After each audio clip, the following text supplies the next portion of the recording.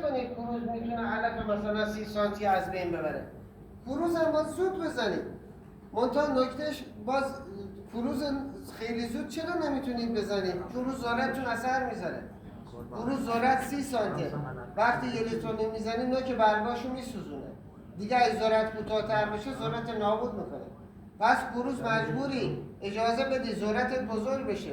ذرت که بزرگ میشه علف ارز که همونجور کوتاه نمیمونه. علف ارز هم بلند شده. بنابراین خوب کنترل نمیکنه. یعنی کروز اصلا توصیه نمیکنیم. منتها شما از اول میگید همینجور حالا میزنم نمیزنم میذاره آخر کار کروز زود بزنید ذرت نابود میکنه، دیر بزنید و علف ارزتون اثر نمیذاره. ببخشید اون که با تو فوردی قاطی کردید اثر تو فوردی او هست اتفاقا نه اثر کروزه. نکات علف کشه. حالا این علف کشه رو من گفتم چجوری بزنید. همینجوری اول که من بارها توصیه کردم هر سمپاشی و هر راننده اجازه ندین تو مزرعتون سمپاشی کنن. راننده ها و سمپاشی اجازه بدین که نگاه میکنید کالیبرس در واقع نازلش رو عوض کرده، اول فصل تست کرده، از جهاد کشاورزی مجوز گرفته. یعنی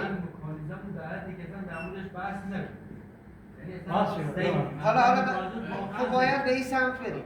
نگاه باید مغزن 4 تا شلنگش اصلا کلا از نازل بیشتر داره آب میریزه، باز هم داره تکرار میکنه. باید به این سمت بریم تا دور باید بس اون زمان یک ماه قبل از اینکه در واقع علفکش بخواد بزنه تراکتور داره که سمپاش دارن میخوام برن اداره کشاورزی موظف کنه بیاد اینجا.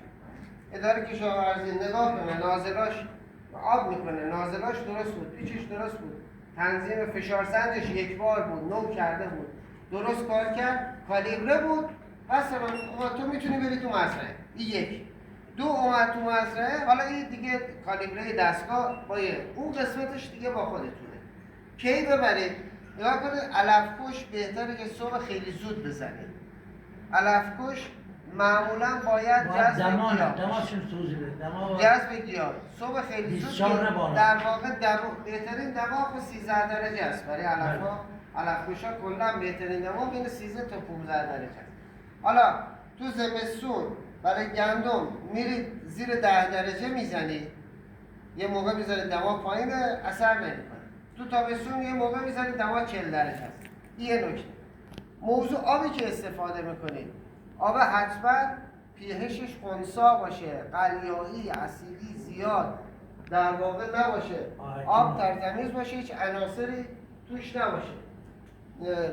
از نظر خود گیاه که گفتم باید زمان مناسب باشه، از نظر علف ارز هم همینطور. اینو قبلش گفتم که علف ارز خیلی رشد نکرده. کروز وقت علف ارز خیلی رشد کرده اصلا حتما اون دیگه. شما اصلا پاراگوات